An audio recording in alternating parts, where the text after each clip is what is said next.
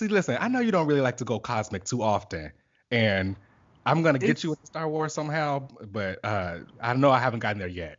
okay. She's an alien. She's got green skin and purple hair and this like purple lightsaber, and hmm she was supposed to be a like really good Jedi. She got into be a knight at the age of like 16, hmm and now that she's like older, she already has her own Padawan, and she's like this. Her story is of her following her with her Padawan while she's learning, like to be a Padawan, but still also like she's a master So now. what's the Padawan?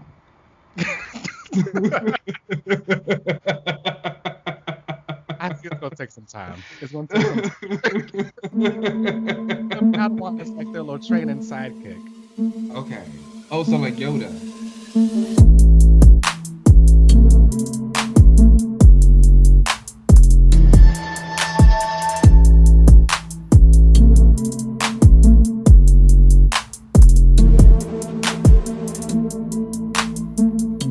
All right. What's up, everybody? Welcome back to another episode of another relaunch. My name is LZ.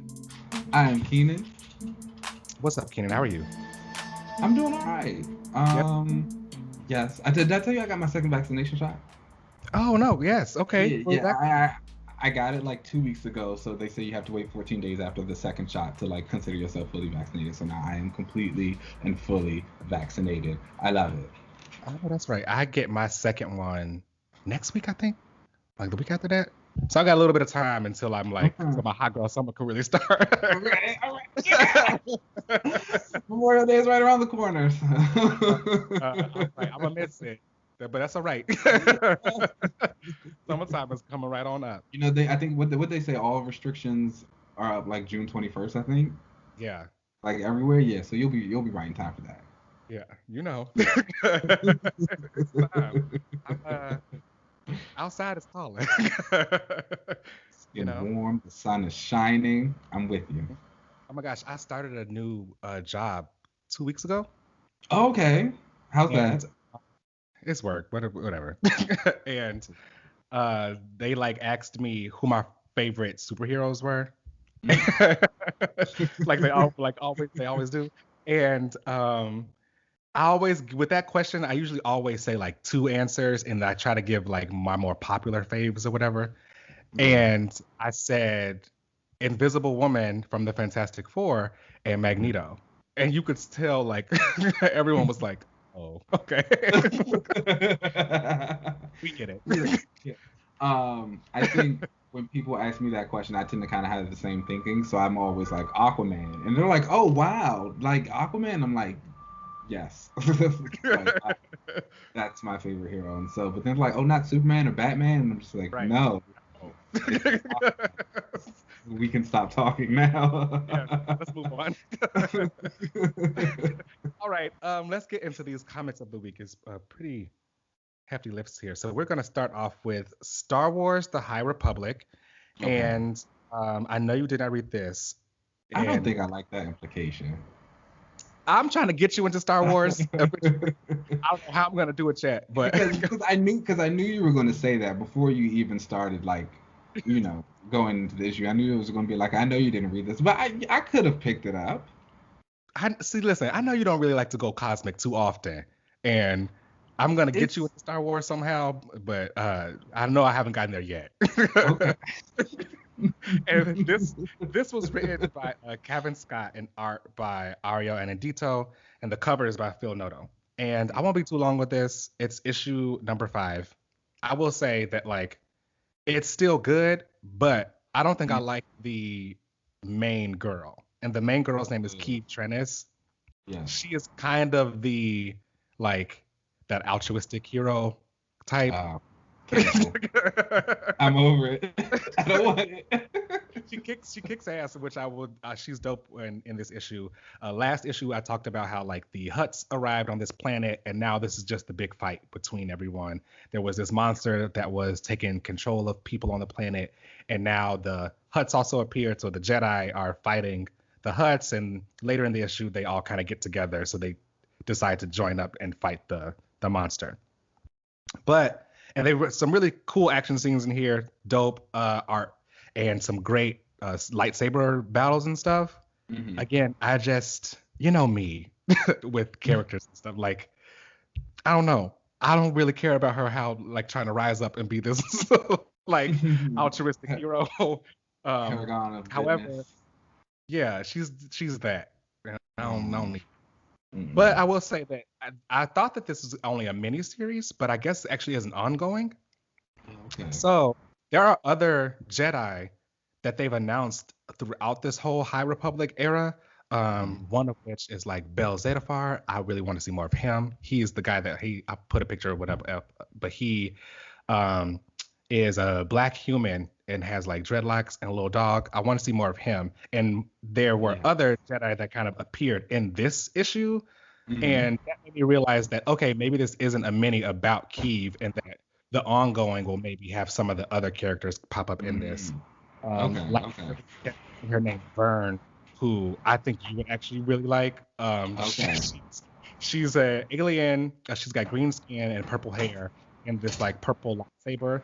And she was supposed to be a like really good Jedi. She got to be a knight at the age of like 16.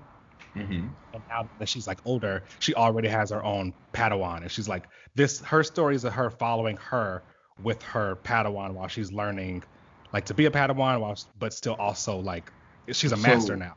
So what's a Padawan?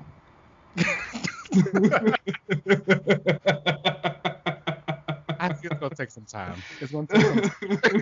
The Padawan is like their little training sidekick.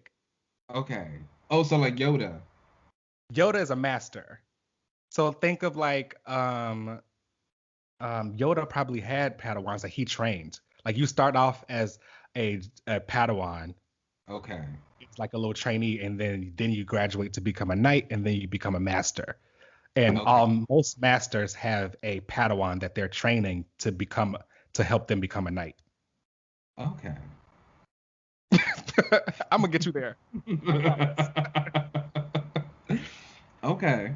Yeah, overall, the issue was good. Tarek and Suret, who were these twin non-binary Jedi in the book, they finally get to be reunited. They were going through it. One of them had been on a ship fighting the alien that the Earth was fighting, while the other one was on the planet fighting Hutts all by itself. But they finally got to be able to get reunited, so that was kind of cool.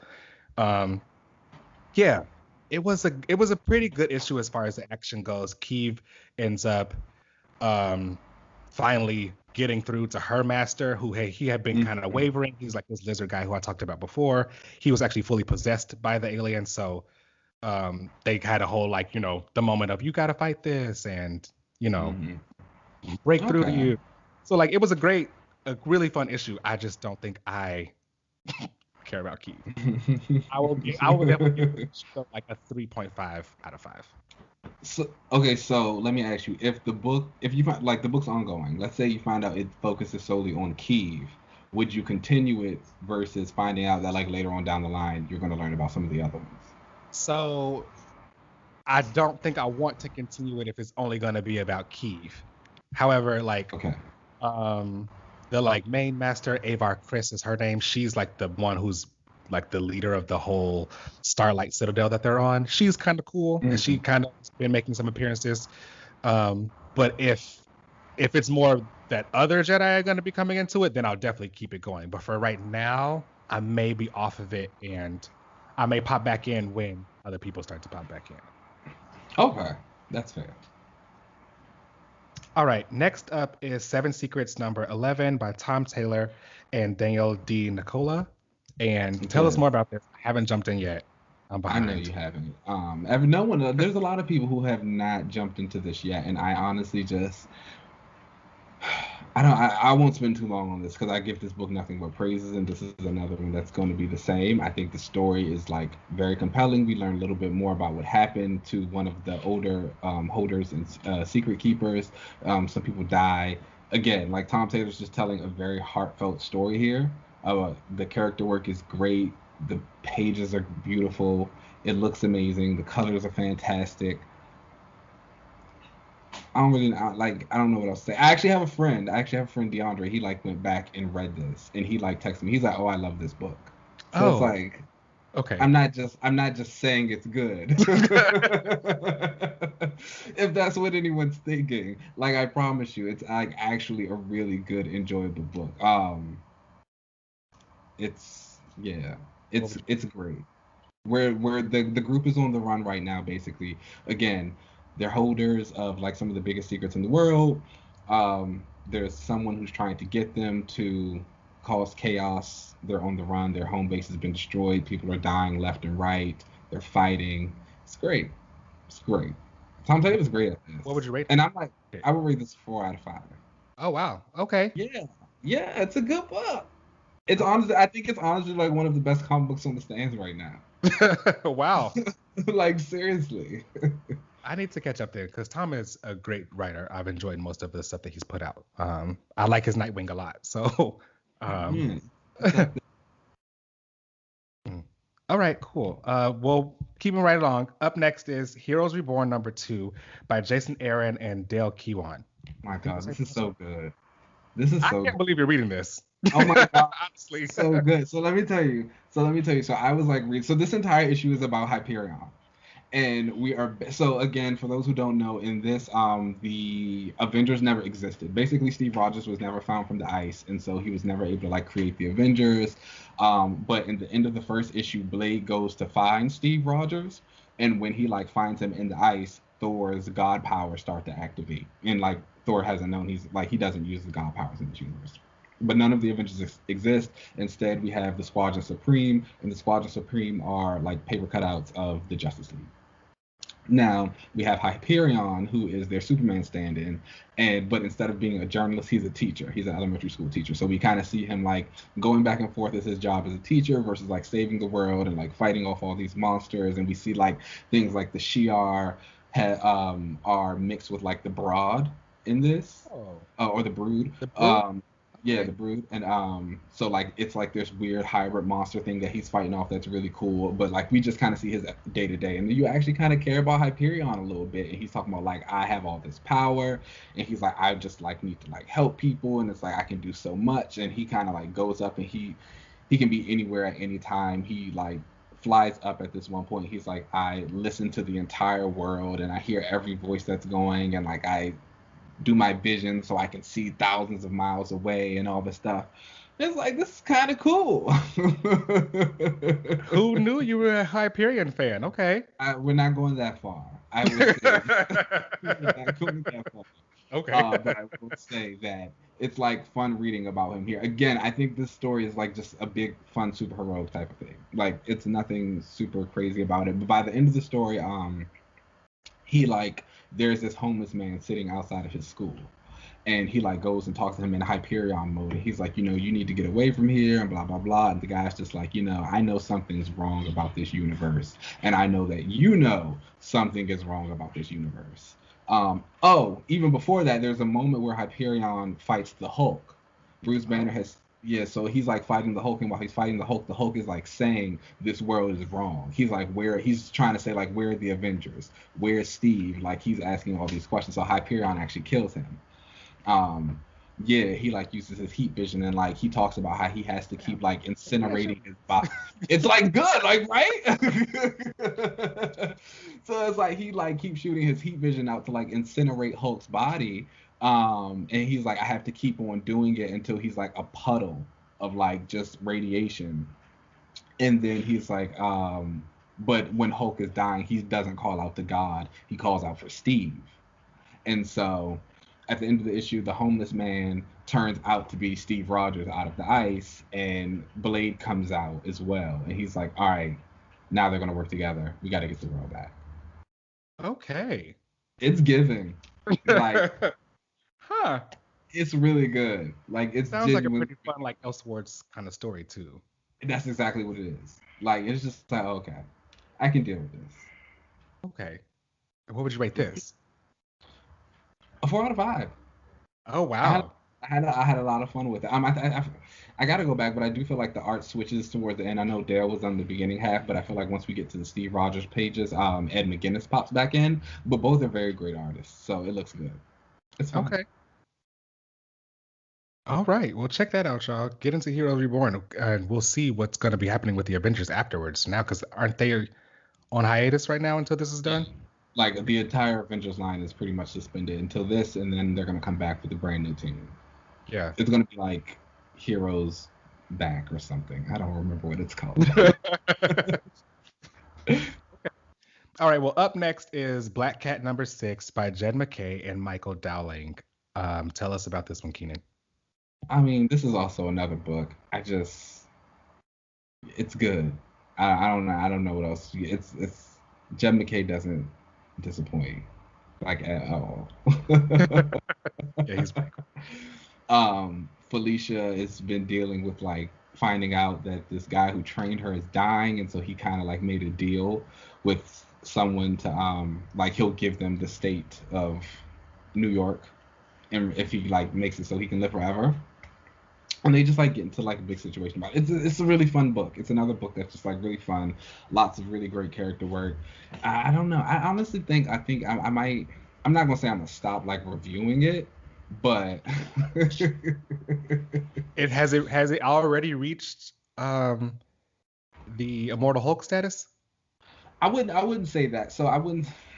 I mean, yes, but no, but in different ways. I think of the type of stories that they're trying to tell are just completely different. Immortal Hulk is like very much like fear, PTSD, like getting deep into this mindset in a very like kind of horrific way. Mm-hmm. Black Cat also gets into Felicia's mindset, but there's a bit more of the tone is more warm.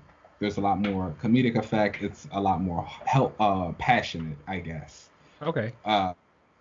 But they're both very great. I would recommend both to anyone. If you're a fan of them, read them. Okay.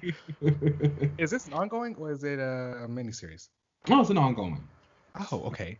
Yeah. So it's a continuation from his last run. I think the last one we got like 211 issues, and then we started getting events and stuff, and then this one rebooted, and so now it's just ongoing. She's been able to keep her own book going without it being attached to Spider-Man. I honestly couldn't tell you. Felicia has always been one of those characters that I kind of loved from afar. I felt like she was always like fun. She had a lot of things that I enjoy in characters from what I would see in stories that she appeared in, but I never followed any of her solo books or any of her. I'm not really a big Spider-Man fan, honestly. Right. That's fair. I feel like that's mostly where she ever appeared. So that's why it's kind of cool that she has had this solo run kind of go without even needing him around in it. So shout out to her. Yeah, it's really cool. All right, up next is Guardians of the Galaxy #14 by Al Ewing and Juan Frigeri. And I did read this because absolutely. Again, this one, it was not as good, in my opinion, as some of the previous issues. But I think this was mostly because they're still like kind of building the team. Yeah. So I was actually going to say that kind of same thing. I think that I guess the explosiveness of the last issue kind of like wore off, so I can like get into it a little bit more. And I do realize I do wish this team was a little bit more pared down. I think that it's so big and that there is a lot happening at one time, so it's kind of hard to get attached to like any particular part of the story. And sometimes it can feel a little disjointed, like you're just jumping around a little bit too much. I think that the characters who do get their times to shine in this book are like doing that great. Phila, I think, kind of leading that secondary team on Ego is amazing. I thought the reveal of Ego being the planet that these Kree like kind of cultists were on was actually amazing as well. Yeah, I wasn't expecting that. That was like super cool. Spoiler alert. I think she's been great. Moondragon has been like a standout in this entire series. Any issue she appears in. I didn't know. I didn't know I had these kind of feelings for her before. I knew I liked her, but like she's giving. Like she's like very quick, very smart. Love her. I think the moment that they had with Doom and Rocket, I think that was really fun. Of them like switching bodies and like hearing Doom's voice in Rocket's body was like great to see. But other than that, I don't really feel like I'm like super attached to anything else like that. And I just wanted to, I guess, I don't know, slow down a little bit. I was okay with that in this issue only because I like big expanded rosters. So I knew I kind of figured that it was going to be we're going to be popping in between each one Yeah. while we're kind of building this team up. Probably as things become more of a cool down now that we have Doctor Doom joining the roster. Yeah. I think that then they'll probably focus more where the fun actiony parts will be a team, and then there'll Yeah. be the cool down moments between the characters also going on, where we'll get more into them. So Yeah. I was We'll okay see. with how big the team is. This issue, it just wasn't as explosive as the last one. So it's still good. It's fine with me. It's still great. I don't know. We'll see. I feel like I could do without a couple people. And then I had to like go back because I was like, I don't even remember who's on this team. I forgot to know if it was there. I don't even remember seeing Hercules in this issue. Was he in it? Did he speak? He was not in this. Oh, see. No, he wasn't in this. Groot.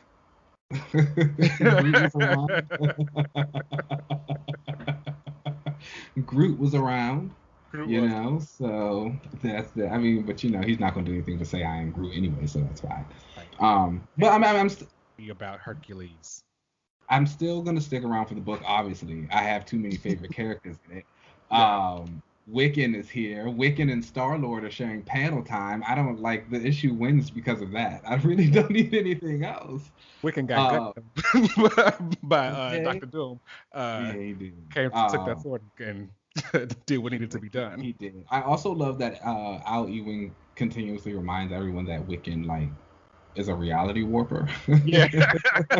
Yeah. I thought that was a cool kind of call out too. It was just like he's not really like magic. It's like you're a reality warper. It's like we just kind of call it magic. But I love that because I honestly have a lot of people who ask me that all the time. They're like, what are Wiccan's powers? They're like, isn't he magic? And I'm like, no, he's not. They're like, what kind of magic does he know? I'm like, he doesn't know any. I think people want him to have like chaos magic, We've moved beyond that. They want that relation, people want it. We just gotta let that go. What would you rate this issue? I would rate this one. I love the art. He's it reminds me of a lot of Quapel. Yeah. Like you can tell he like has kind of studied that style a little bit. It's I appreciate it. I would probably give this a 3.5 out of 5. Again, I do feel like the story's a little bit busy, but I think but again, I think some of the reveals are like really great and that kind of carries the story. The art also is fantastic. I love the way this guy draws everybody. Yeah, I agree. I would also give it a 3.5 out of 5. I thought it was pretty good. I think as issues further to come, I think those will probably be more like the 4s. But still a great issue. Definitely pick it up, y'all. Yeah. All right. Up next is X Factor number 9 by Leah Williams and David Baldeon. Keenan, tell us about this because I didn't read it. I didn't read it. So I honestly have not picked up. I only picked this issue up because Dazzler wasn't in it, and then I'm also going to pick up the next issue because it is the Hellfire Gala issue. But this book is ending in the next issue with issue 10, and I feel like this issue kind of shows that. It also feels. I've heard that they didn't know that the book was ending at 10 before they got so it feels like she had to kind of cram a lot of stuff into this to like finish those stories off. But we have 2 storylines that are going on. Siren is having some issues with the Morgan that she got back during the X Factor run when she like died or had I have to go back. She became a goddess, right? Yeah, yes, that exactly.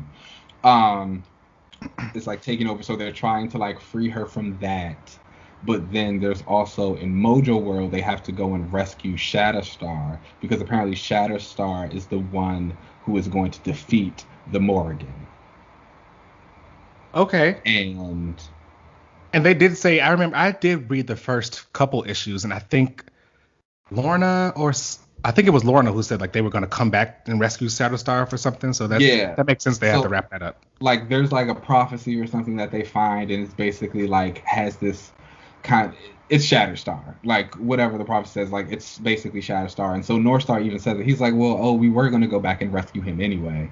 So it felt like she was kind of just like trying to tie all those up into this. I think Baldion has like a really unique style. I think the way he's very good with like a panel layout.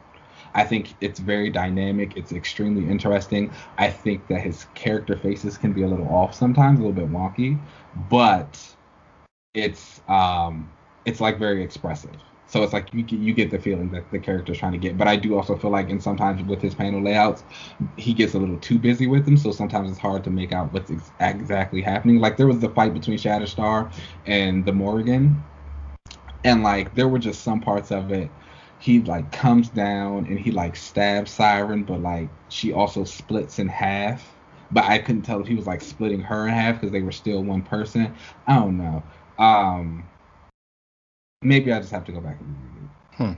But okay, that was just for me. But like there are other pages that he has that's really great. There's they do this thing where they're in kind of Rachel's mindscape. She's doing a chrono skimming thing, and she has one half of the group in this mindscape, and like the other half is just out in the real world, and she's like cutting back and forth between them. She'll like put Northstar on hold while she's in the chrono skimming scape, and then like go talk to Polaris. Polaris does not do too much in this, from what I can see. She never did. She kind of she's standing around like watching over.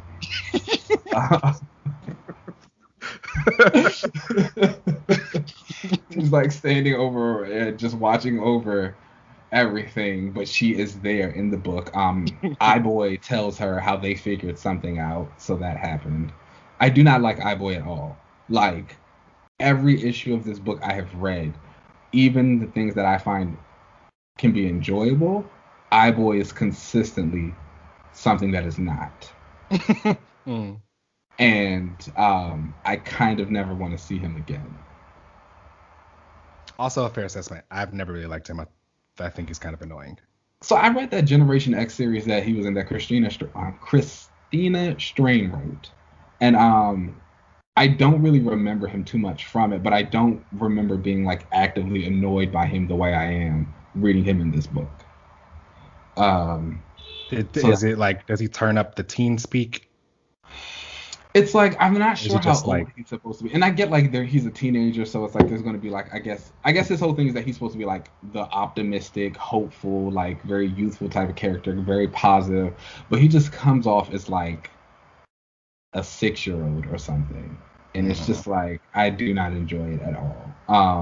Prodigy is probably the best written character in this book to me. Oh, he does stuff? Yeah, he's actually a pretty big player. Okay. Like he started his own body farm to like do stuff with the acoustic. You know, his ability to gain knowledge comes in handy a lot of times here. He actually apparently knows about the whole Shatterstar Dazzler long shot situation because he stood next to Richter. Cool. So he's like the one who figures out that the prophecy is about him and how he has to be the one to defeat the Morgan. I do like Shatterstar's little gladiator battlesuit that he has when they go rescue him from Mojo World, which is kind of cool. And then the mutants invade Mojo World, and they also basically kind of take it over. Magic like threatens Mojo, and she's like, oh, like you're not going to tell our stories without us anymore. You're going to work for Krakoa now. And they make Wind Dancer the liaison between Mojo World and Krakoa. Oh, I like Wind Dancer. Yeah, the new X-Men get a lot of shine in this book. I actually think Leia would be like great for a new X-Men book. Yeah, that makes sense. Yeah, I think she would be great with that. She would do fantastic work with them. Every time I've seen her kind of use them throughout this, like they're probably the most enjoyable bits of it. Again, Prodigy. Yeah. I'm surprised they didn't just give her a book with them. No. That would have made sense. Now. I don't want to talk about that.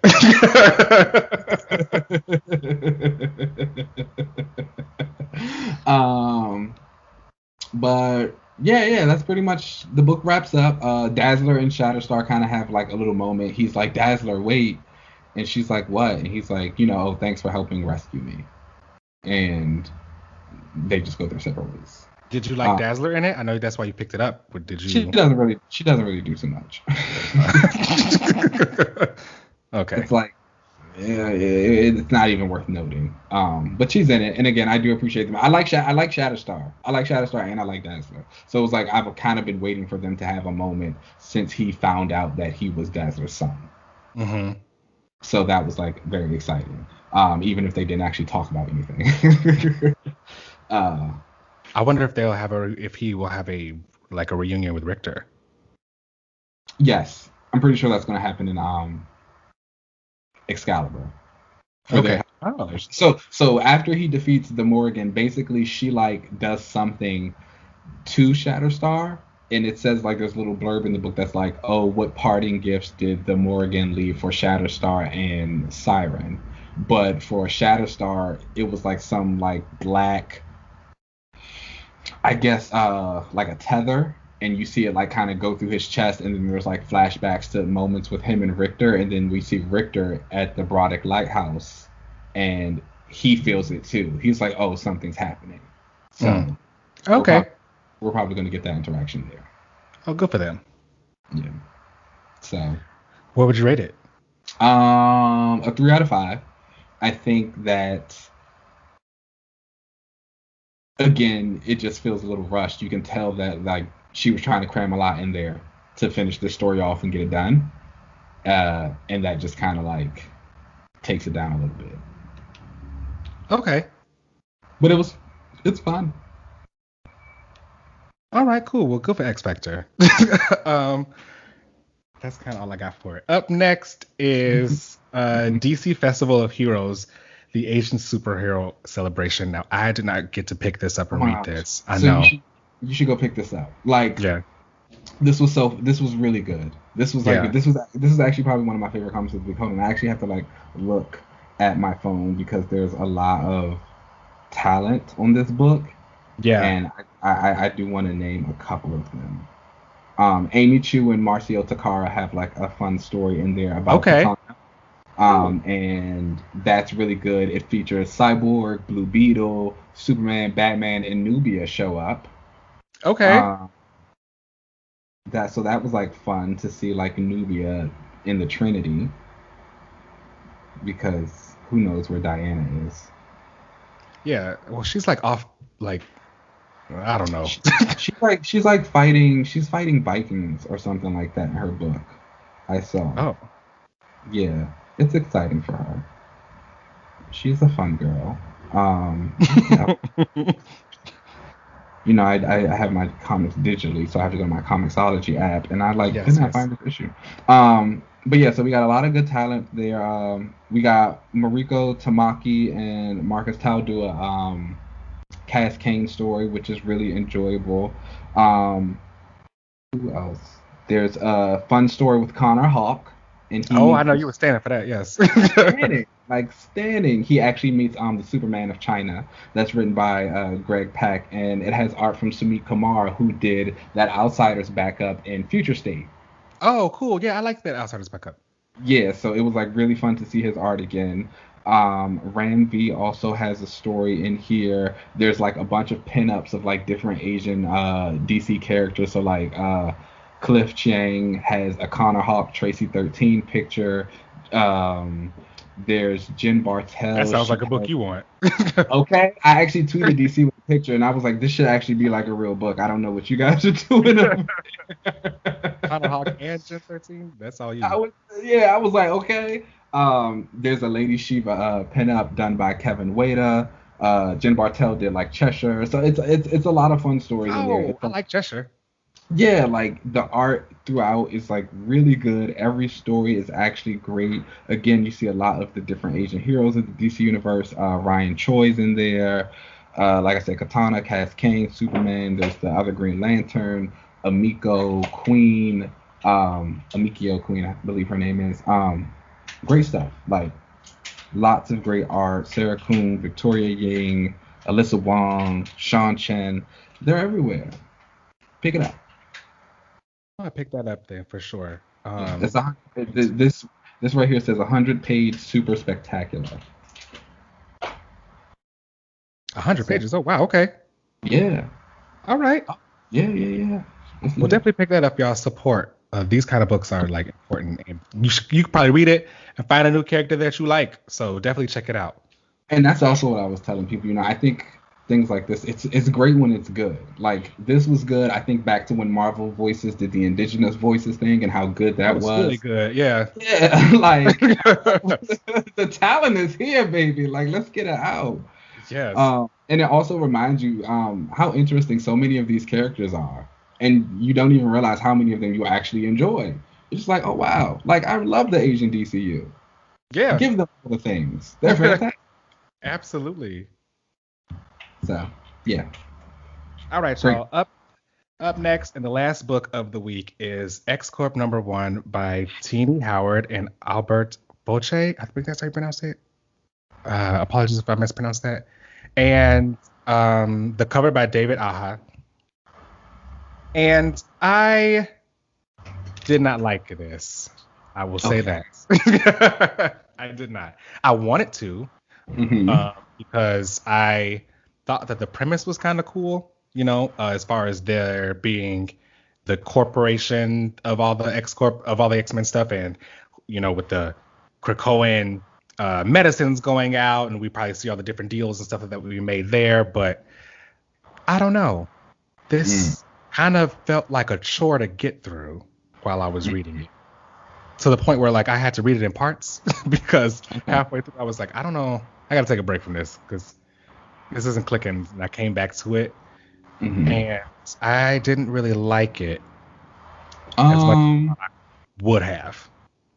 So The I art is guess. also like, just that's from a writing standpoint. The art is decent, I guess. I will say that this artist has really great like backgrounds and like settings and stuff. I think that is really great. But as far as the characters, their faces all seem so bland, and I don't know, they look like puppets. So I think I'm the opposite. I thought Oh, this was fine. okay. Um, I didn't really dislike it. I didn't really love it. I thought it was perfectly middle of the road. But I also never thought the concept was interesting. Mm. Like from the moment that corporate mutants X Corp was introduced, like I was just like, oh no, that is boring. Like I do not want to see mutants in the boardroom. I do not want to see them like Big Brother. And I also feel like, just from a real world standpoint, I feel like the book is very poorly timed. I don't think anybody really cares about capitalism right now. Accurate. And nobody like wants to see Big Brother doing the work to get the money and being corrupt. That because I'm pretty sure that's what eventually what's going to happen in this book is like corruption in the office, and it's just kind of like we already know that. I don't think I want to see it. I don't think it's interesting, but I do think like this. I think this book did that.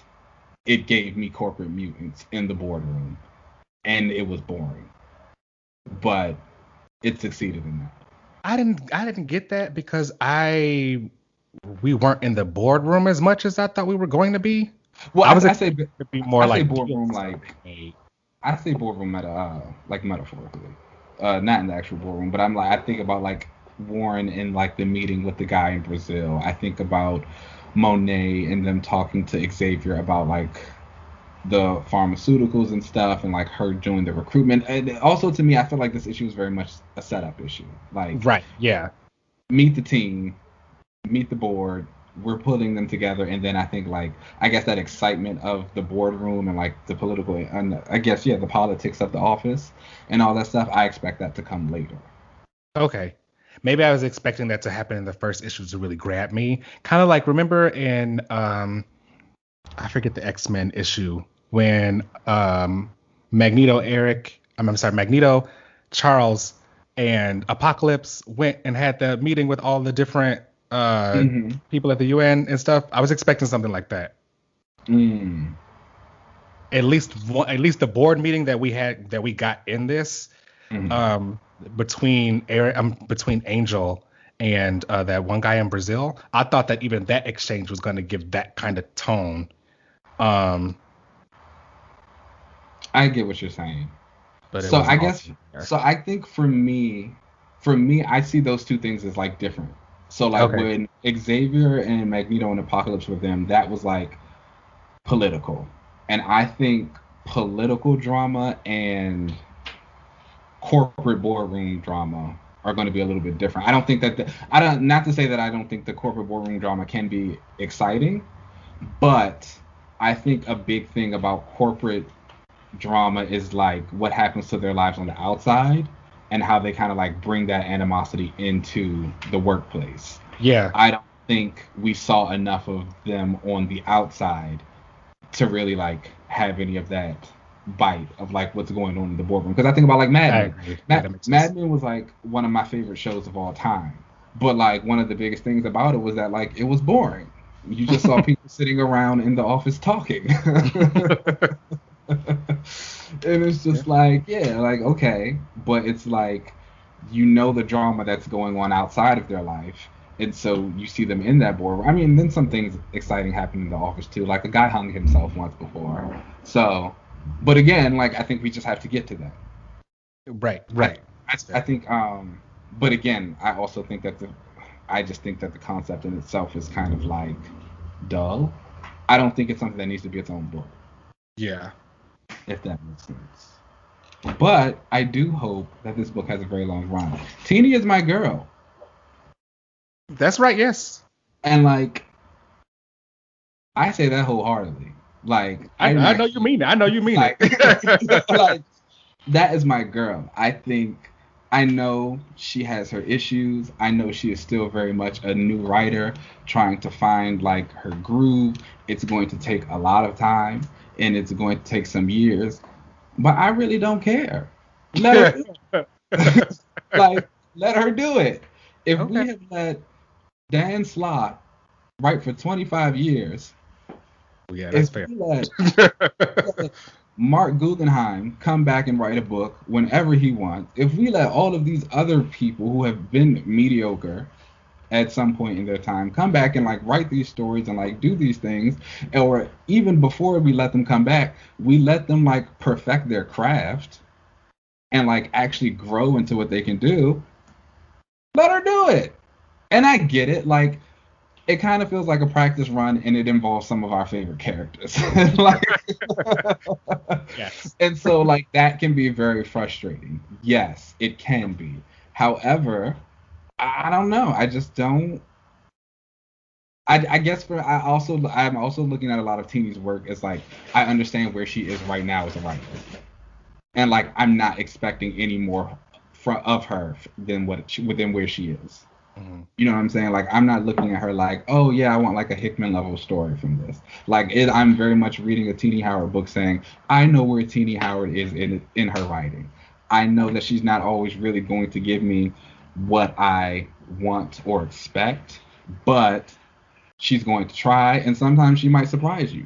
And the ideas are there, and they're very good, and they can lead into something great that will help other people build onto new stories for their other books. We've seen Otherworld in other places. We've seen, hints of Araco and all these other things, and it's just kind of like, again, that's my girl. I don't care. We'll see what's up. Are you going to stick with this? I don't. I thought it was your girl. But again, it's like she is my girl. But again, I never thought this concept was something that was going to be interesting. I only picked it up just because I pick up all the first issues just to see what it's giving. But like, honestly, I wouldn't read this book even if it was written by a Jonathan Hickman. I wouldn't read this book if it was written by an Al Ewing. Like, I don't think mutants in the corporate world are interesting. I don't want to see that. I think it could have been, but I'm not sure if I'm going to stick with this to see if this will be that. I thought that I didn't know that Monet was this powerful of a telepath. I thought that like her telepathy was more like you had to be closer to her to use it and stuff like that, because I knew that she had like a little bit of everything, but like it wasn't like high level of everything. But she was like using her telepathy from Brazil and all the way to Krakoa. I know she could do that. And I didn't know her penance form was like the Hulk kind of and was related to her emotions. I don't know. The whole penance form is new. Like she's never been able like to switch back and forth the way that she has. Like that's never been a thing. She was like trapped in it at one point in time, and then she was free of it. So like this is all new. So I think this is just new ground that they're trying to break with Monet and like the penance form and what it does. I think that she is a character who has always kind of been like, I guess like cool girl. Yeah. Like she's pretty bombastic. Like she comes in, she's gonna give you a couple of one-liners. She's gonna shade your fave, try hard to Martha girl, things like that. Yeah.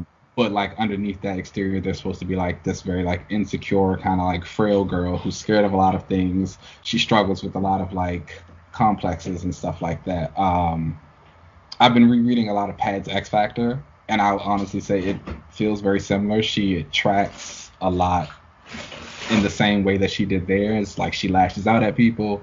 She's kind of like in your face, like come at me. I think about even Wood's X-Men during that, where she was doing some things like she was like fighting Rock Slide in the danger room, and she's like hit me, and like she's like, you know, I gotta do this, and like, but again, I get it. I think those are just supposed to be like cracks in her armor of things that we'll see. She's supposed to have like bravado is her whole thing, right? Yeah. So I wasn't like that upset by anything that I saw of Monet. I did talk to some other Monet fans, and they were like telling me that they were like, the problem was that I'm rereading Pad's X Factor, and like how a lot of Monet fans apparently don't like Pad's X Factor. Oh, I didn't know that. So if you are a Pad X Factor fan, please confirm or deny if you like Monet also. I thought it was fine, but apparently I might be in the minority. And so, I don't know. I was fine. I think Warren and Madrox are like two of the least interesting characters of the male X-Men, probably like the most. I mean, that's kind of fair. I mean, Like, yeah. I think Warren as a character in a concept is just unlikable. To me, Warren is like white privilege in comic book form.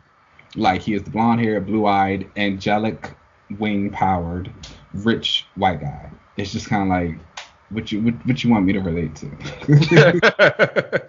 Right. Yeah. And it's like even when you try and like relate to him, and like they give him the Archangel thing, and like he switches back and forth, and he's got the monster inside him, and blah blah blah. It's like you are rich and you are white. Like your problem. Like I'm sorry. Again, like this you are a rich white man, and this comic just does not feel very timely. I do not want to read about the rich white man. Yeah. I'm just not that interested. What would you rate this? A 3 out of 5. Oh, the art. I didn't talk about the art. So the art. I agree with you very much that I think that the art has fantastic backgrounds. Like everything, like the landscaping, the buildings, the foregrounds, fauna, plants, all that stuff. When you see the corporate world, like it looks really good. Like it's fantastic. Yes. The faces do need a little bit of work. It's rough. You kind of get like floating talking head vibes sometimes.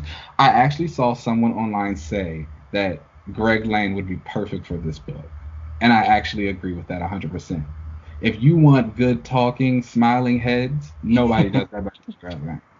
And I say this as someone who does not completely hate Greg Land. I know that he has the tracing issues. I get it. But I think when he is like put to task, he can turn out very serviceable work. I think about Cullen Bunn's X-Men run, Uncanny X-Men run. I think he was fine on that.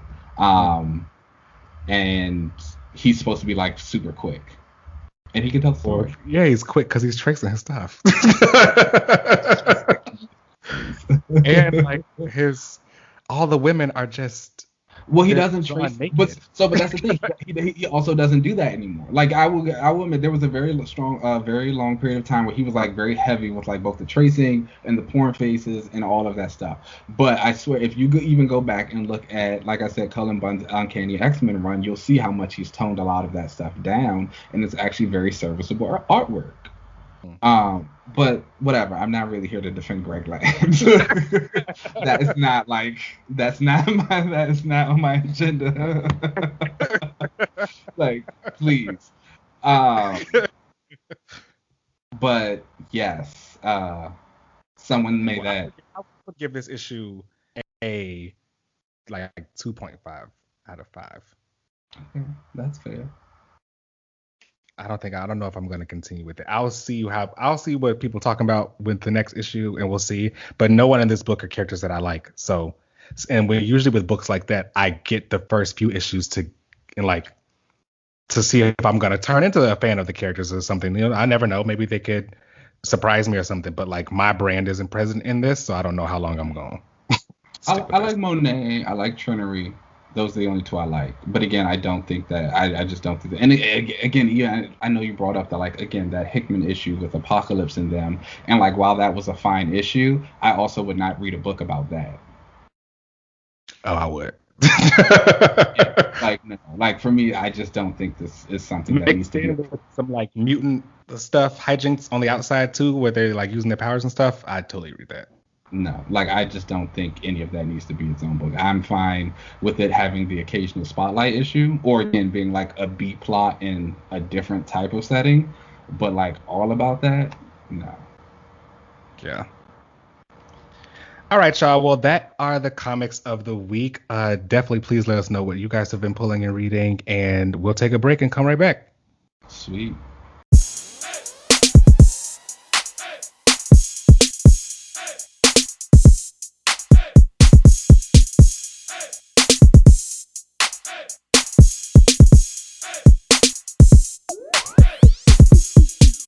This is why Aquaman's costume was orange and green, because they are apparently complementary colors to blue.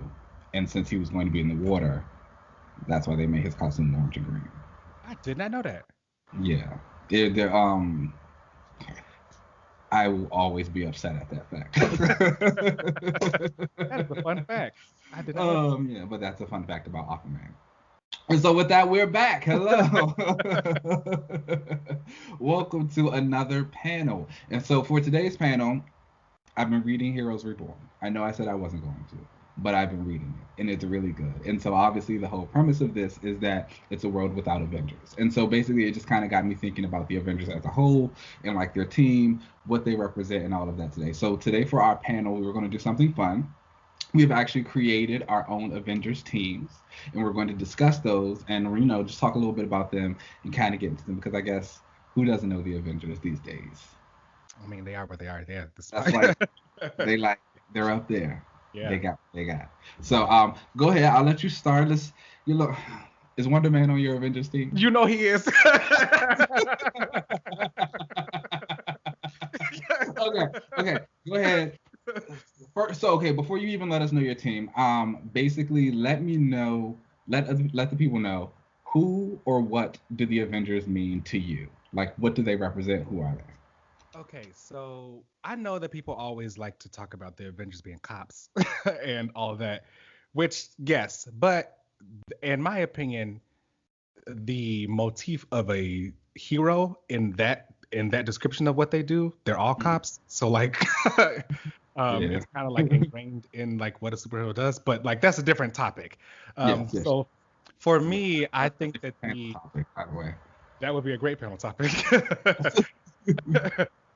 But for me, I think the Avengers are the characters who come together. They're more of like a job kind of. It's like they all kind of are co-workers. They work together to protect the Earth, the planets that they kind of protect, because Earth humans can't. They have the power to protect the people that can't. So I kind of always associated them with that. They are supposed to be just like the heroes of Earth. They're the ones that do the good things. They're the ones that go out and make sure that, you know, people are safe and the villains or whatever aren't killing people. So they're the ones who handle all that kind of stuff. What do you think they are to you? I would agree. I also kind of agree that the cop part. Again, I get what you're saying about like the heroes, but like I think for me that the Avengers will always feel a little bit more like government sanctioned, and that, you know, that they should kind of fit, unfortunately, a quota of like who they have and like what they have on there and like who they represent. I think that they should be a hero for the people, obviously, but like what the government thinks America would want to see. Like they should always be a PR team, pretty much. Okay. That aside, I do think that within that PR team, there is the ability to like make those close friendships, and I think that's the big difference between like the X-Men and the Avengers, and why so many people, especially like minorities and the LGBT and all that, go for the X-Men, because their stories have always supposed to felt a little more closer to home, like family and like kind of sense of loss and like finding your people and all that. Where the Avengers, it feels more like work. Yeah. These are my coworkers. So The it's X-Men like aren't superheroes in the traditional sense of that word. They aren't. boom, You know. and there it is. So yeah, that's who the Avengers have always been to me. I think that like with any job, you will find people who you connect with and like possibly take with you into the further parts of your life. However, I'm perfectly okay. Like people always ask me because I love Moon Knight. They're like, "Oh, well, do you want Moon Knight in the Avengers?" And I'm like, "No, not really." Like I'm perfectly okay with him like staying separate of those people. Maybe getting close with like one or two and like bringing them along for the ride, but like he is a-okay on his own and he does not have to interact with them whatsoever. Yeah. Yeah, I agree. I have a few characters that are like that. I know people that asked if I ever wanted Justice to ever join the Avengers, and he did at some point, but his story was that he was over that. So, like he's moved beyond that now. He can do his own thing. So that I have some faves. I'm like, I don't need them on that team. Okay, yeah. So do you have? And I think we've talked about this a little bit before too. But like, do you also kind of agree with now that there has to be like a certain type of grouping on the Avengers? Like you have to have like a Hulk or a Thor or Captain America. Yeah, I do remember we talked about it, and I think I had heard that some of the Marvel like editors and stuff were saying that as long as you had like two or three of the original Avengers on your team, you could fill it with whatever, but you needed to have at least two or three of those. I think that the Avengers have kind of moved beyond that at this point, Mm-hmm. primarily because the characters who I think are those mainstays have changed, in Mm-hmm. my opinion, than who they were as they were when they first kind of came out. So I think before you kind of had to have a Iron Man, a Mm-hmm. Thor, or Captain America on your team, but now so many other characters have filled that role, Mm-hmm. um, that anybody could kind of do those. I also think that you don't even need to have those specific mantles on your team anymore for it to be the Avengers, especially if it's more like the government sanctioned thing. So I actually kind of disagree. I feel like that yes, you don't. I don't. I feel like you need at least the role or the symbol of it. I don't Yeah, think you necessarily need those people, but right. like I feel like your team should have like a Captain America or like at least some type of Iron Man or some type of like Thor type of person to like fill that gap. But I don't think it has to be like specifically Steve Rogers, Tony Stark, Bruce Banner, things like that. Odinson, like it doesn't have to be him. It could be. Yeah. Although it could, I mean, either one's fine. I'm fine either way. Even Fair. even if it was like Beta Ray Bill, like I'm fine. Of like course, if it was Beta Ray Bill. like I would definitely take that. Yeah. Okay. And so with that, give Okay. me how many people are on your team? I have a 7-member team, and I do Oh, have a alternate who is okay. have like come Coming in and in. out. Yeah. Okay. Hit me. Okay. So I know that we were talking about Avengers teams for this, but plot twist, I made a West Coast team. Ooh, I knew. I'm not gonna lie. I knew you were gonna do that. I knew it. I knew it was coming. I felt it. We Because going like West. even when you were telling, like I started thinking about how you were saying you've been rereading or you've been getting into West Coast Avengers. I was like, he's gonna come with like a West Coast Avengers team that's gonna like be led by Wonder Man, and it's I'm really good that predictable. Well, he isn't on the team. I mean, okay, I'm sorry, he is on the team, but he isn't lead. Um, okay, so the leader of the team. Do you want me to start there or yeah, go. Okay. Sure. So the leader of this team is actually going to be a bit shocking and different Okay, because it kind of comes into a relaunch that I was going to do later. But the leader of this team is actually Sue Storm. And Cool. because I I'll should probably have expected that, but I did not expect that. I should yeah, have, but I did not. Okay. because a Okay. part of the launch I was going to have would be the Fantastic Four moving to the West Coast, Okay. kind of where they started with the rocket launch, but that's a different story. The leader of this would be Sue Storm, and Mm-hmm. that's where the money coming from because the Fantastic Four and all their patents and stuff. That's where they would finance the team. I would have Lightning, Living Lightning. He goes by Lightning now. Um, Okay. he would be kind of like the blaster count on the team, gay Latino man, and I would also have White Tiger. Oh, Um, okay. I wasn't yeah. expecting that. hmm I throw a White Tiger on the team. Let me remember Ava Ayala. I always get that messed Okay. up. Ava Ayala. I'd have her on Because the there's been a few. yeah. I throw her on there, and then I'd Mm-hmm. have Goliath, who I mentioned last week during my relaunch. This would be his hero moment, where I kind of have Okay. a villain. Goliath. He's Yeah, back. All he right. comes I'm into it. Tom Foster, and then I'd have Mockingbird, Love it. um, Love it. Wonder Man, Mm-hmm. obviously, and Kate Bishop as Hawkeye. Oh, okay. Okay. I was not Team. I mean, outside of Wonder Man, I was not expecting this. This is a Oh, very really? surprising thing for me. Okay. Cool. Okay, so like To recap it, my team is Invisible Woman, mhm. Lightning, White Tiger, Goliath, Mockingbird, Wonder Man, and Kate Bishop. And I said that I would have an alternate that would come in and out, and that would be She-Hulk. Okay. Love that. Yeah. Love that. Okay. I'm like thinking about that now, like the character dynamics and She-Hulk, stuff like and that. it's a toss up between She-Hulk and Wolverine, Laura Kinney. You got to Oh, have a Wolverine. I thought you meant Logan. I mean, Laura's cool. Um, she's fine. No, she's good. She's good. She deserves. Okay. I'm into that. I'm shocked by White Tiger. Where did that come from? As I was, me and like team balances and stuff, I look Yeah. at like RPGs and like all that kind of stuff. So I'm looking at like, I gotta have this type of character and that type of character. I wanted someone who had like a little bit of some mystic stuff there, but like kind of more street level stuff. Mhm. So yeah, I went with her. I needed like a fighter on the team Yeah. that wasn't another like Black Widow. you know, Mockingbird. So I think Okay.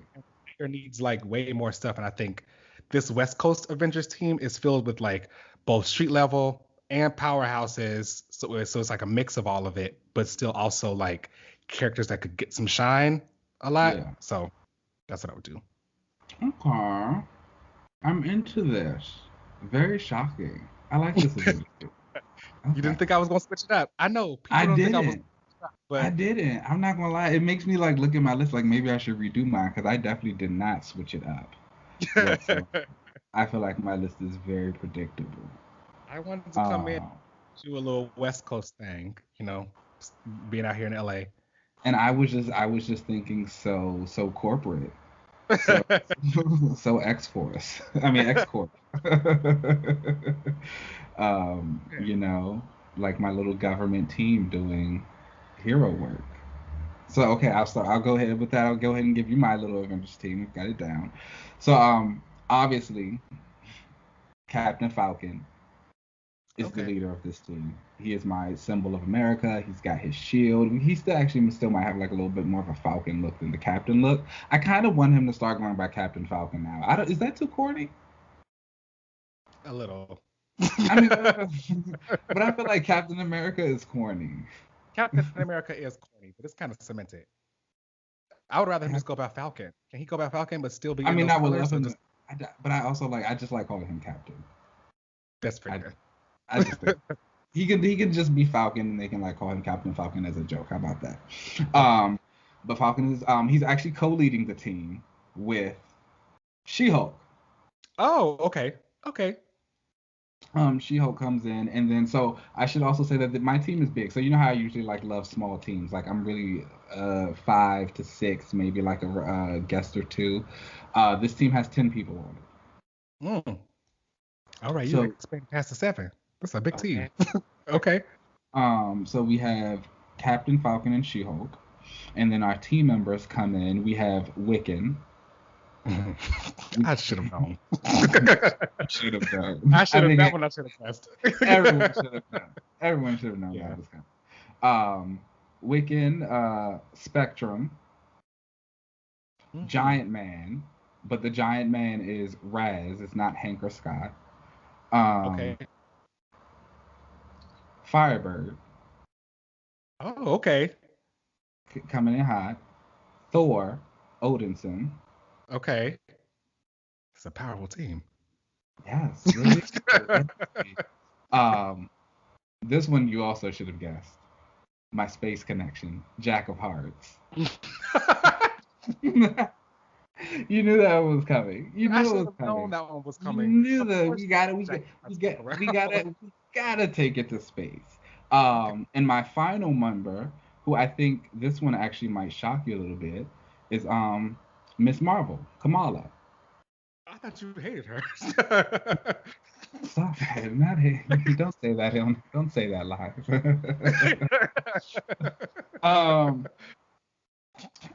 She's not a character. I like other characters more than her. Okay. No. So I think would think the Avengers team is like, the kid. So actually I would like a little bit older version of Kamala. Okay. But not to get rid of the kid, just to like have her more confident in like her heroics, like with this particular group. So because again, like I said, in my mind, this is the team that like the government kind of gets together. They say we need our heroes of the people. So like you said, this is a powerful team. You want your Avengers to be powerful. Like if they're going to defend the nation from who do the Avengers fight? Every damn body. Like something, anything. You kind of want them to like, and I'm not saying this team is like necessarily like ran by the government or like handpicked by the government, but I'm saying like if you were to think of like that kind of team, that's what I imagine the Avengers to be like. Again, they are a PR team. They would have press conferences to announce who was on the roster. Yeah, like they always do. It's a big thing. So you want them, and Kamala comes in as like I said, a little bit older, a little bit more confident in her heroics, to have more of a voice to stand up against some of these people, which I feel like she has now, but again, just like with a little bit more experience to back it up. But then also, I think that the Avengers does need a heart, and I think she is the character who fits that role. Yeah. Like she is the altruistic hero, and she brings in the Marvel branding. If you don't have Captain Marvel, you got Kamala. That's a fair point. I used to read her books a lot when she first came out, and she really did kind of hit on that whole Spider-Man motif that kind of happened with her as like the teenage hero still trying to go through things. I think now, kind of what you said, she is way more kind of comfortable with herself. I know that I've seen people who read Champions books say that she isn't the best leader, but I think that was the point because she's still like growing in it. Yeah, exactly. You know what I mean? So I think that she would make a great member of the Avengers. I don't really have actually, no. My heart of the team was going to be Kate Bishop with Hawkeye. That fits for her. She's that's definitely a role that she's gonna like taken to heart. There you go. But yeah, I agree with that about Kamala. I used to read her books in the very beginning as well. But again, I kind of fell off of them. We kind of hit my thing of like A, kids, and then B, Kamala is very much the altruistic hero. Like she is truth, justice, and the American way, or the Jersey way, and all about that heart. And it's like that is great for her. Yeah. But I'm gonna need my heroes to get a little dirty every now and then. Yeah, I agree. I like my characters to have a little bit more bite.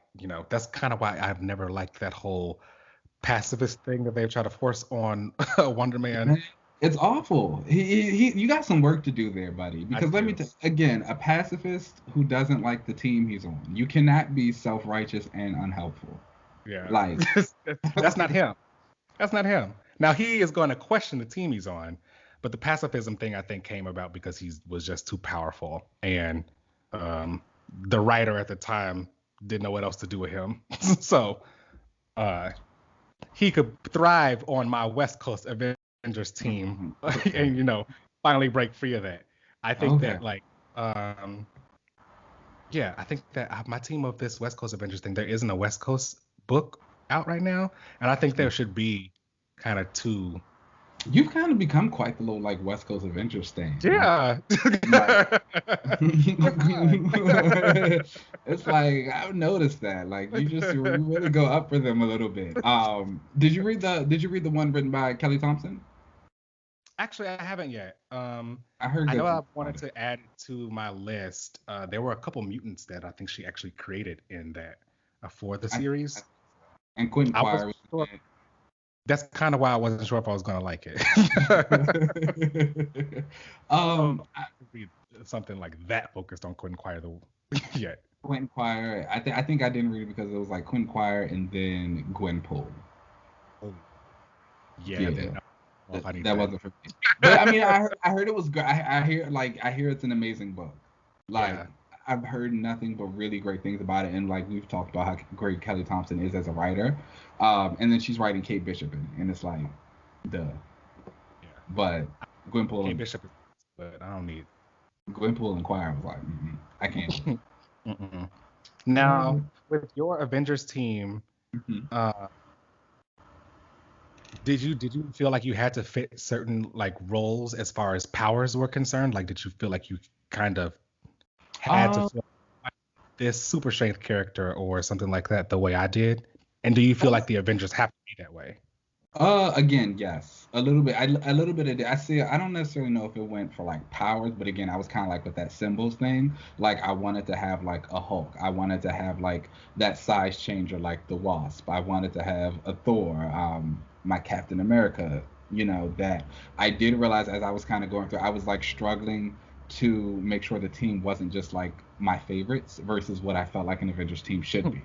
That's Like what matters. I try to like. I mean, obviously, like I still like all of those characters on my book, on my team. And again, let me reiterate my team: Captain America, Falcon, She-Hulk, Wiccan, Miss Marvel, Jack of Hearts, Spectrum, Thor, Firebird, Giant Man. I just actually realized I have Spectrum twice on here, so I guess that's only 9 people in that 10. Um, Yep, I include her twice. I don't think we're gonna go that far.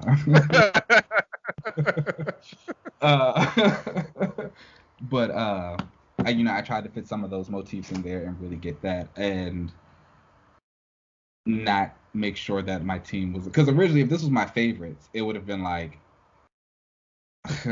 Falcon, She-Hulk, Wiccan, Hellcat, Mockingbird, Cersei. Oh wow, this is a team. Okay. uh, okay, maybe that should be the team actually. Because I'm like talking, I'm like, oh, that's kind of into it, but yeah. So that was that. Do you Echo. think that these Avengers are going to be on a team post Heroes Reborn? Because that's obvious what's going to happen out of this, right? Like there's going to be a new. Yeah. Thor will be Yeah. Steve Rogers more than likely. You think so? Yeah, they love them some Steve Rogers. I figured they were going to shelve him for a little bit. What? Who's gonna replace him? Nobody. I don't. So you're not gonna have a Captain America right now?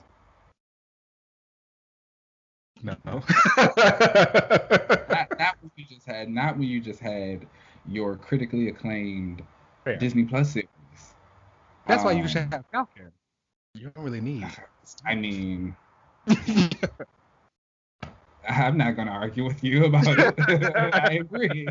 Like I agree completely.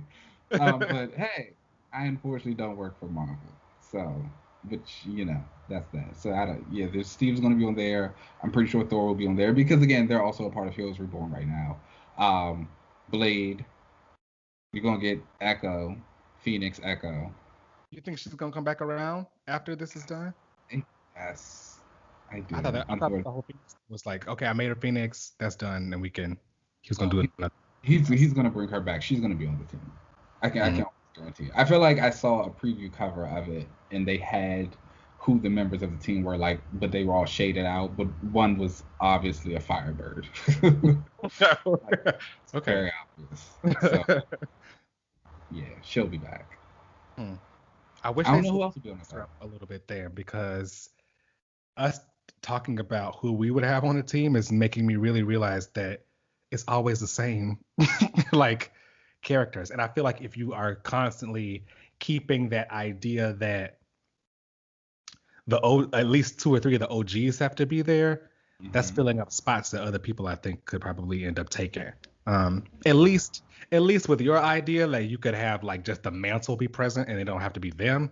You can kind of get some people to switch it up, but like I feel like bringing back Steve and Thor and all of them is like, it's feeling like the same. I mean it does. I think they kind of have now gotten a MCU synergy. Like that's just something that they have backing them up now. But I also think they kind of fall into that same entrapment as the 05 do for the X-Men. It's like they're the originals. So they always got to come back around somehow. They always got to come back around somehow, no matter how boring it gets. They started it. Right. It's a Housewives issue too. Is it? Yeah, like the OG, like people really can't let go of like the whole OG thing. It's like they always want to bring back a housewife, and it's like, let it go. Like we can go. And don't get me wrong. Sometimes a housewife can come back. I get it. Like the OGs do play their purposes sometimes, but I don't think we have to be so beholden to it. That like is Nene still on them? No, she left, and baby, they will like her fans be going in. Like the show apparently will never survive without Nene. The show will never survive without Phaedra. Apparently, they want Sheree to come back. I know you don't know who these women are. I know who some of them are. I used to watch back in like the first couple of seasons. For the people who are listening, yeah, there you go, Chateau Sheree. For the people who are listening, they want Sheree to come back. Like she left, she got fired, excuse me, and then they brought her back. Why she get fired? She got liar. Oh. And she's a liar, yes. And then she came back and she flopped. So she left again. And they want her to come back again. And it's like, to do what? To do what? Like, let it go. Like, that is an example of a time where you have to let the OG go. And it's okay. You can find some fresh blood. Bring them in. It doesn't hurt. And I think that's what a lot of people like forget. And I know that's even been said about like the new X-Men. How they talk about, how can you, not even just the new X-Men, like legacy heroes in general. Like how can you kind of like let these heroes grow and like go into these new roles, and like you can't replace the old people. But it's like that is unfortunately life. Like people learn these skills and then go into the job force, and the teachers become their peers. And then the peers eventually leave so the new people can come in. Like you want people to leave so you can go to that next level, and it's going to be okay. I don't know if you saw this on Twitter, but I saw someone post the side-by-side of those. Do you ever get those like DC or Marvel encyclopedia books? Yes.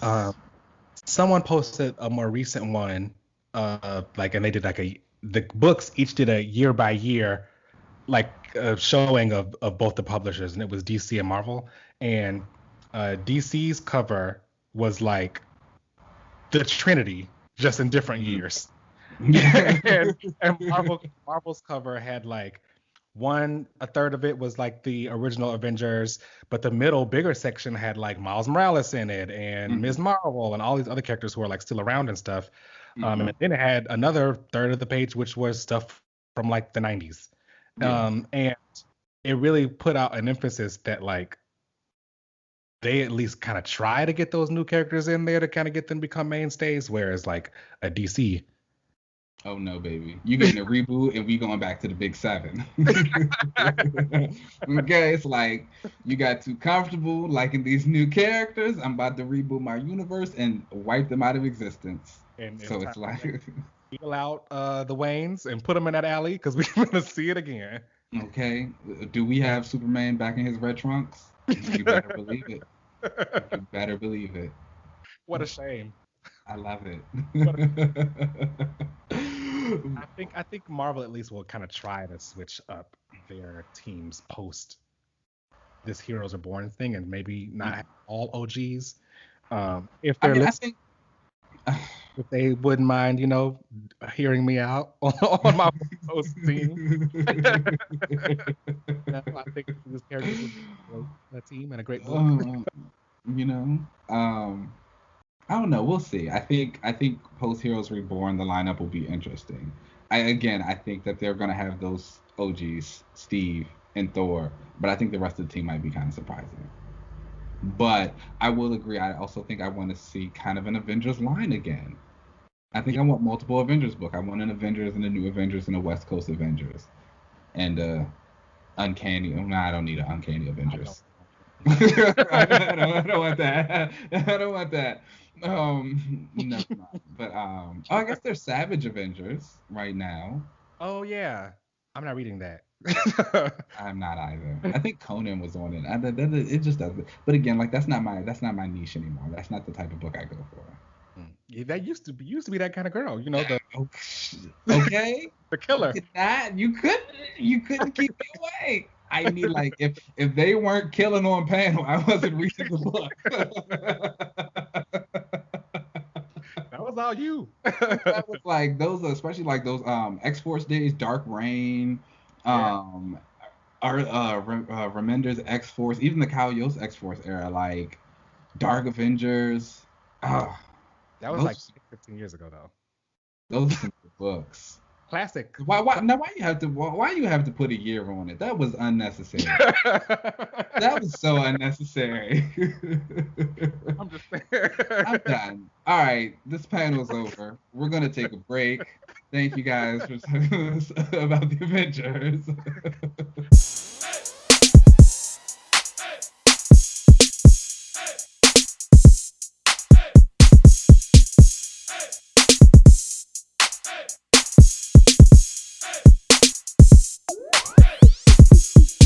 Should I take this off? Yeah. Show a little skin. So long. Oh, bye. All right, everybody, welcome back to your favorite part of the show, the relaunch section. Yes. Now, would you like to go first, or would you like me to go first? I can go first. Okay. Hit us. So my relaunch is more on the villainous side. Y'all know I love a robot because they always end to just get things done. They I love a villain that they actually get their plans completed. It's like whatever I wanted to do, I got it done. Usually the robots end up doing it. They always lose at the end because the hero got to win. But like I love a robot. It also gives the hero a chance to use their powers like at the full capacity because they're just fighting a robot. So my relaunch is actually Ultron. So the last y'all know who Ultron is. Ultron is the robot, the AI that Hank Pym created, who ends up turning evil. He created Vision to be his little protege, but that didn't turn out very well. And he's just been a villain for the Avengers for a while. Now with my relaunch, the last time we saw him, he was kind of fused with Hank Pym. Yes. And they were like, I remember Pymtron. Pymtron is what we're calling them. So I would separate the two of them and just completely let Pym just kind of die. And okay. I feel like Hank Pym, he is a little bit of a problematic character, and you kind of can't really save him from the things that he's done. So it's best to just kind of let it go for a little bit. You separate the two of them, and then I would have Ultron come back and be on a mission to resurrect Nimrod, the robot who is the advanced Sentinel, and I would have the two of them kind of working together to wipe out humanity. Okay.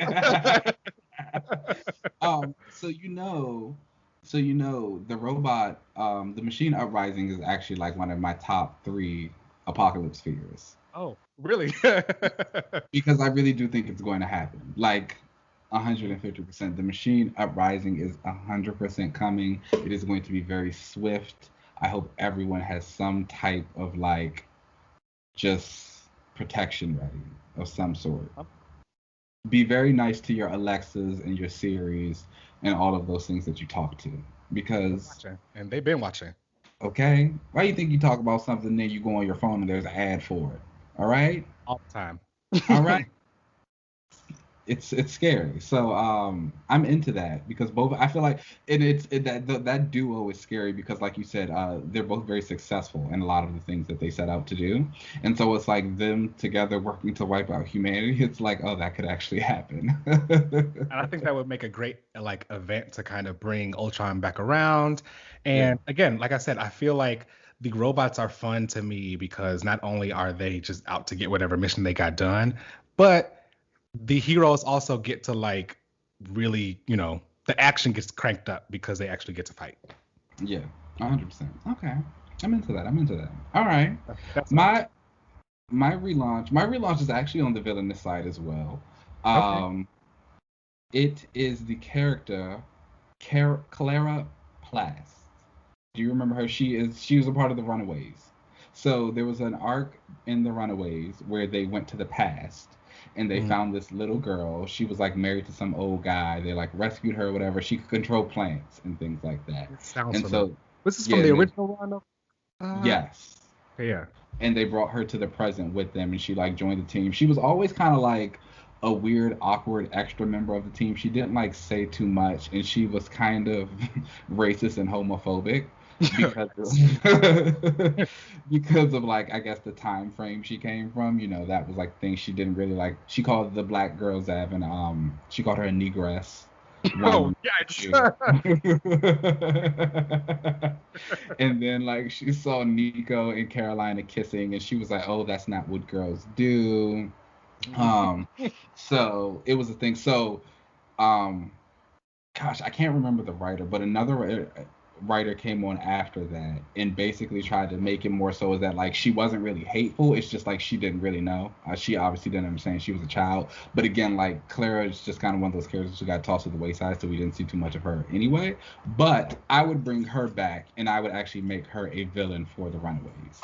I think that them kind of like losing another member, not necessarily in death, but to the point of like villainy, kind of like how they did with the guy Alex, and just like not being able to bring them back and like someone who they were kind of also supposed to be protecting, and they, like I said, just pushed to the wayside, pushed her to that path. Plus she has like really interesting powers with plant control. She's basically Marvel's Poison Ivy a little bit, and so I think that would be like a fun thing for them to go up against.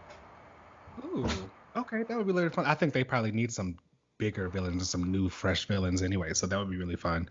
And I feel like we don't ever see like plant control powers. We don't. On the Marvel side. We don't ever see a lot of that, and we see a lot of like fire type characters, but they don't last. No. Or they get like they like or they burn out very quickly. I think Human Torch is probably the most successful one. Yeah. But I get it. Fire's too destructive. But plants, I don't know. I mean, I guess like plant earth control is also very destructive when you think about it. I mean, there's those kind of characters either. Yeah, and I was about to say like there's only one storm. Right. But don't nobody else control the weather. I guess you don't want the folks who are messing up the ecosystem too much. Yeah. Maybe we should have a panel on that then to talk about like elemental characters and how there needs to where they at. Where are they? Where they at? All right, y'all. That brings us to the end of the show. Before we get out of here, though, we're going to have a reread next week. Yeah. And which were you thinking? Did you want to do No Surrender or Civil War? Oh my gosh! So I've been rereading. Well, I've not been rereading. I have started reading New Warriors for the first time, and I have fallen in love with Speedball. And so I actually plan to read Civil War again because now that I have a newfound appreciation for Speedball, I want to like get back into the turn from Speedball to Penance when he was on the Thunderbolts. Okay. And like take that all in his new character journey. So I'm down for Civil War. We talk about Civil War 2 a lot. Let's go back to the original. Yes. Let's just completely forget the sequel and let's go to the original. Let's remember what started it all. Yeah. And then maybe we can go back and watch the movie. Oh, that sounds fun. Yeah, let's do that. Okay. Well, then join us next week where we will be discussing Civil War, the comic, the first 7 issues. And yeah, we'll talk about it there and see what you guys think. So you can find us on Twitter and Instagram at Another Relaunch. You can find us on YouTube at Another Relaunch TV. You can find me at Uncanny LZ on most social media platforms. Keenan, where can they find you? You guys can find me at Keenan Lance. You know there is an underscore at the end. It's your signature. I love it. All right, y'all. Let's get up out of here. All right. Peace.